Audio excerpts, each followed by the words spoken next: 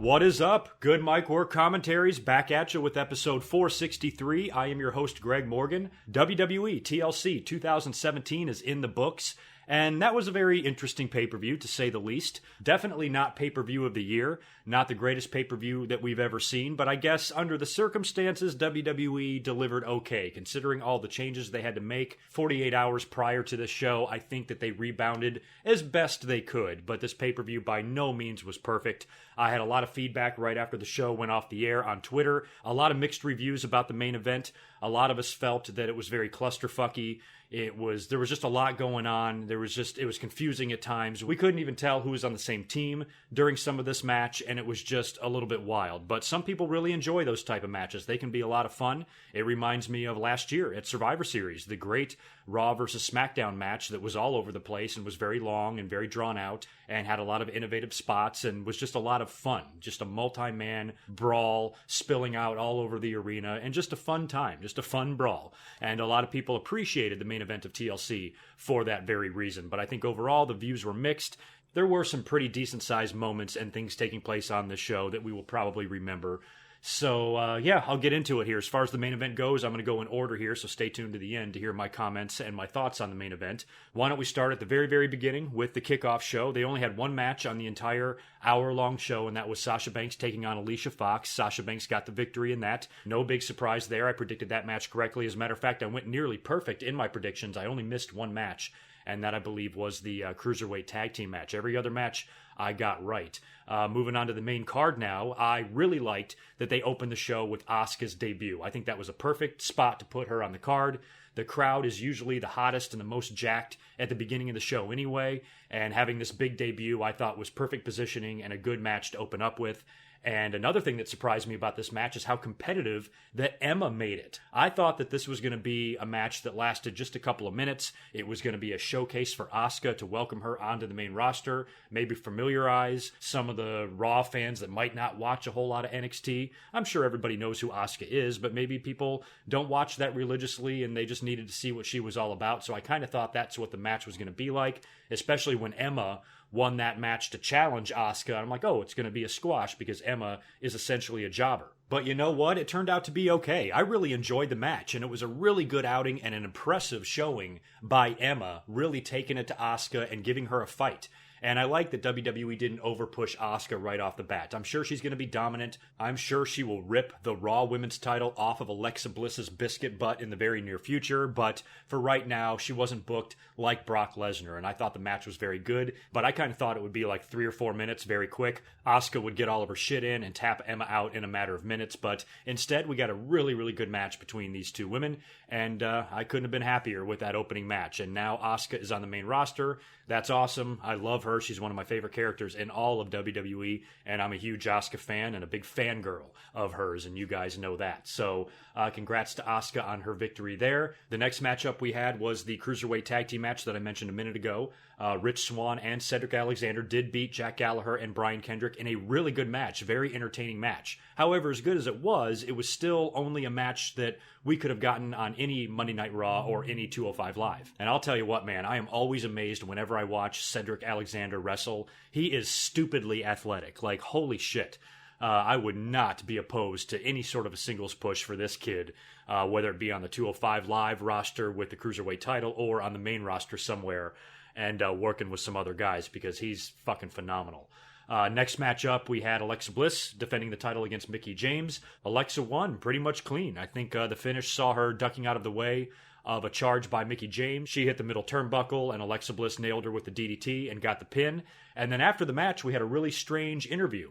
I think it was Charlie Caruso who came in the ring and interviewed Mickie James after the loss, and she cut a super over-the-top babyface promo after she lost, saying that hopefully it's not her last run at the title. Hopefully she'll get another title match, and she gave it her best, and she thanked the shit out of the WWE Universe, and she kind of shrugged it off. Oh, you win some, you lose some. I just wanted to come out there and give it 100%, and said all that kind of crap. And it was just kind of strange. I don't know what they were trying to do there. So she was totally humble in defeat, and even though she lost, she didn't She didn't bitch and moan about it. She kind of seemed sad, but appreciative of the opportunity at the same time. We'll just wait and see where that goes in the future. Next up, we had the Cruiserweight title match, Kalisto defending against former champion Enzo. And as predicted, Enzo did regain the title here. Not a big surprise. This is what I thought they would do. I was pretty confident in my predictions video that Enzo was going to win this belt back. I think a lot of people smelled that this was going to be a possibility, because when you look at the Cruiserweight division and what WWE has done with Enzo since he's gotten there, kind of, revitalizing that division and that roster, I think the decision to put the title on Kalisto was a way to stick it to Neville and kind of scramble last minute when he walked out. And they would probably put it back on Enzo at some point, because if they don't, and Enzo goes out on TLC and loses clean to Kalisto, all of his momentum is stalled, and then where do they go from here in the future? Kalisto would move on to another opponent, and Enzo would have nothing to do. So I think Enzo's time on top of the Cruiserweight division was definitely not done. He really changed my mind when he got to the Cruiserweight roster and became a heel and did the heel turn. I thought it was brilliantly done. I thought he was just what 205 Live needs right now. They're trying to build more characters with Jack Gallagher's persona and what Drew Gulak is doing and guys like that. So having Enzo, the ultimate character, the ultimate promo cutter on that roster, has worked out really well so far. And I just didn't think it was a good time to take the title off of Enzo and keep it off of him. So him winning it back was not a big surprise there. He lost his voice, which was kind of funny. He came out there and still did his whole shtick and cut his promo, but his voice was really off and really raspy. And I was laughing because even if this guy had no voice at all, he could still cut a better promo than Kalisto, because Kalisto apparently doesn't even know that he's Cruiserweight champion, and he's not anymore. So congrats to Enzo for regaining the belt there. The next matchup was one of the two matches that were changed due to the meningitis scare in WWE. Bray Wyatt, of course, was pulled from the card. In his place is SmackDown's AJ Styles. I think they even flew AJ in from South America. I think they're down there doing a tour. So he had to fly in a great distance to make it to TLC to take on Finn Balor. We knew this match was going to be good, and even though there was no build, I think a lot of us were still really excited to see it. I'd much rather see this match than Finn Balor and Bray Wyatt again, so to me it was a win-win. But it still kind of sucks that we're getting this match without any kind of storyline or build. I would love for this to be a WrestleMania match one day. I would love for this to be a SummerSlam match one day. I would love to see this be a WWE title or Universal title match one day. I think it can be good stuff, and these guys tore the fucking house down. Match of the night, in my opinion, and we kind of knew it would be. And they're both so fun to watch work together because of how quick they are and how athletic they are and how well they sell. Just watching AJ Styles just bump around for Finn Balor, and Finn did the same thing. It was an incredible display, and I loved every minute of this match. Thought it was awesome. Finn Balor, of course, was out there in full demon gear and getup. They weren't going to rob us of that because he was scheduled to be the demon to take on Sister Abigail, so I guess they still wanted to give the fans the demon. I guess technically he could have came out and just wrestled AJ Styles as regular Finn Balor, but the demon was promised, and the demon we got. And it was a pretty awesome match, and one that just made me say, yeah, I'm a wrestling fan. This is why. You got to at least hand it to the WWE for giving us something worthwhile, because if they would have replaced him with anybody else on the Raw roster, we can see that match any Monday Night Raw, any week of the year, and it would be nothing special. So WWE making up for the fact that a advertised talent is not going to be there, they made up for it in a pretty big way by having AJ Styles come in and giving the fans this interpromotional dream match. And how about the ending too, huh? With the Too Sweet at the end, there was the show of respect because Finn Balor incidentally did defeat AJ Styles completely clean, hit him with the coup de grace at the end, got the pin and the victory, and then after the match he helped up AJ Styles, they shook hands, they hugged, they congratulated each other, and they did the club Too Sweet thing at the end. And how about the announcers? They were referring basically to the Bullet Club, but they kept calling it the Notorious Club. I think I heard Corey Graves and Michael Cole say that a couple of times each. Both of these men were once the leaders of the Notorious Club. It was so fucking stupid. They're such douches. They're sending cease and desists to the Young Bucks, to guys that are in the very faction that Finn Balor and AJ Styles helped make famous and helped make their own names and their own legacies. And WWE is like referring to it without calling it by the name. Both of them were tweeting out pictures after this match was announced of the two of them together doing the Too Sweet gesture, backstage or, somewhere in WWE, which I thought was pretty awesome. And it was just a good old babyface match, show respect at the end, awesome wrestling, and standing ovation from the audience at the end. What is not to like? Next up, we had an impromptu match, or one that was announced maybe earlier on in the night. I actually don't remember. Elias Samson taking on Jason Jordan. This match came about because Elias was going to be singing to the audience in Minnesota at the Target Center where TLC was being held, and he tried several different times, and every time he went out there to the stage, Jason Jordan showed up and started throwing fucking produce at him, lettuce and tomatoes and bananas and shit like that. And this was kind of set up backstage. Elias interrupts Jason Jordan and Kurt Angle, who are talking. Elias made a really funny crack on Jason Jordan when Kurt Angle allows Elias to go out and sing on the pay-per-view, and Jason Jordan says something like, yeah, thank you for saving the pay-per-view, and Elias says, at least I'm booked on the pay-per-view. I thought that was fucking great. So Jason Jordan comes out like 3 different times throughout the course of the night, interrupting Elias's attempted concert, and finally, the final time, the two of them get in the ring and have a match, and it was terrible. The finish was one of the worst things I've ever seen, completely botched. What this looked like to me is that all 3 men, Jason Jordan, Elias, and the referee, all had different ideas of what the finish was supposed to be. And it was kind of a small package type of deal, and Elias's shoulder was clearly up, but the referee counted 3 anyway. It looked like, Jason Jordan thought the match was going to be over. Elias Sampson thought it was going to continue. So the referee went ahead and counted 3 anyway. The announcers luckily didn't try to cover it up. They actually said, oh shit, his shoulder was up. They went to the replay, and it showed that it was, and it was just a completely botched, shitty finish, which, you know what that means. We get a rematch tomorrow night on Raw, and who knows if they're going to do like what Bobby Roode and Dolph Ziggler are doing on SmackDown, and tomorrow night maybe Jason Jordan's shoulder will be up, and then Elias will get the victory there, and then we have to have a stupid-ass rubber match that means nothing. So that was just a filler match thrown in there for no reason, and it completely fucking sucked. Now we're on to the main event. This was a weird one, of course. Roman Reigns pulled from the card, not involved in this match anymore, taking his place, the returning Kurt Angle, who has not stepped foot in a WWE ring to compete in 11 years, since 2006. And I mentioned in my impromptu video on Friday, when Kurt Angle's return was announced, that I was a tiny bit disappointed that this is how we're getting Kurt Angle's return. Something that was thrown together. WWE is scrambling. Oh shit, we promised the fans the return of the Shield. We can't do that now. We advertised this. We got to give him some kind of a return. Oh, there's Kurt Angle. Why don't you come back to the ring, go take a physical if you're all good to go. We're throwing you out there. So Kurt Angle is now a member of the Shield, and this match just makes no fucking sense, because the build was with the Shield. The build was with Roman Reigns, Dean Ambrose, and Seth Rollins. That's why there is 5 guys on the other side, because of how dominant and how big the Shield's reputation is. With Kurt Angle in there now, not that Kurt Angle is not a worthy replacement for Roman Reigns, but he just doesn't fit. He's the Raw general manager. His involvement in this match makes no sense at all. He's literally being thrown in there. And earlier on in the night, Seth Rollins and Dean Ambrose are backstage, and Kurt is talking with them, and they give him Shield riot gear. They hand it to him, and here we are now in the main event. All 5 heels make their entrance, and then the Shield's music hits. Out comes Seth Rollins and Dean Ambrose in the crowd, and joining them a couple of seconds later is Kurt Angle in full-blown Shield riot gear, coming out to the Shield music, dressed in Shield ring gear. It just didn't look right. I was hoping for Kurt Angle's theme song and the red, white, and blue singlet. Instead, he's coming out there looking like Bull Buchanan. And he does an okay job for himself. He looked a little bit lost at first. They start brawling. The Shield, or Kurt Angle and Seth and Dean surround the ring, Shield style, when they get out there, trap all 5 guys in the middle, and then start attacking them. And they're brawling and spilling out on the outside of the ring at first, and they're over by the announce tables. And a couple times I saw Kurt Angle just kind of standing there, like he didn't really know what to do. Seemed a little bit gassed. That's just my observation. I could be wrong, but seemed like he was a little bit out of breath there a few minutes in. And they had a pretty good spot there at the beginning where they are just wearing out Braun Strowman with chairs. They get, I think it's Strowman and Kane on 2 announce tables on the outside of the ring. And Seth and Dean both climb up to opposite ladders and dive off simultaneously, crashing through there. We then get a spot where Braun Strowman winds up body slamming, or power slamming, I should say, Kurt Angle through a table on the outside of the ring. And he is attended to by the medical staff, and he is taken away. So they got Kurt Angle out of there, and that was a big concern of mine, because when Kurt Angle was announced for this match, they're throwing him into a match with 7 other guys with fucking furniture.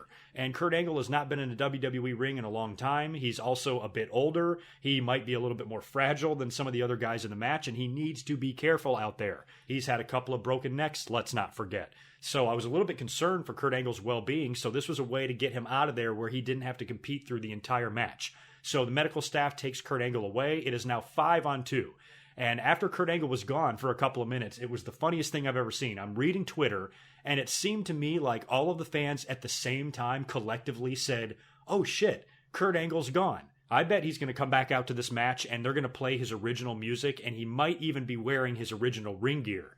And I think we all kind of came to that conclusion ourselves, and I'm laughing. So many people started tweeting that at the same time. I'm like, yeah, I think we all, as a wrestling audience, had the same idea there. They hold it off for a long time, though. There's all sorts of brawling going on. They wind up all the way up on the stage. Kane and Braun Strowman are having some miscommunication. They even teased Braun Strowman kind of going AWOL earlier on in the night in a backstage promo. And I said right there, I even tweeted it out. I'm like, yeah, they're teasing something with Braun Strowman. So that's a good way to get him out of that match if he implodes or the team can't get along and he starts attacking somebody and he just gets out of the match somehow. And I had a pretty good feeling they were going to do something like that. Eventually, him and Kane start fighting with each other. Kane picks up Braun Strowman and throws him off the stage through a table. It didn't look that great. It wasn't that great of a spot. But what they did after really innovative spot where Kane went over above Braun Strowman where he's laying, and the TLC set has a bunch of chairs that are like strung up all the way to the ceiling, forming like a chair ladder all the way to the roof. And they had it gimmicked to where I guess Kane can yank on it and all the chairs are going to come crashing down. So Braun Strowman is laying there on the floor. Kane looks up at the chairs, grabs a hold of him, and pulls him down. And like 50 chairs fall from the ceiling and land right on Braun Strowman. I thought that was great. The Miz also brings out a garbage truck at one point during the match. We got a fucking garbage truck backing into the stage area there. They almost have Seth Rollins and Dean Ambrose in it, but they fight back. They fight out of it. And after Kane is done beating the hell out of Braun Strowman and burying him alive in chairs, which incidentally, we now have a TLC match, a dumpster match, and a buried alive match all taking place at once here. Braun Strowman rises from his chair grave and goes after Kane again, and now his entire team turns on him. You got Cesaro, you got Sheamus, you got The Miz, and you have Kane all attacking Braun Strowman, and then they take him and throw him in the garbage truck, and it closes and drives away with Braun Strowman in it. So he's trapped inside that truck. He can't get out. It leaves only 4 guys. Eventually, finally, we get Kurt Angle's music hitting. He comes back out. He's got mostly the Shield gear still on. He's just missing the vest.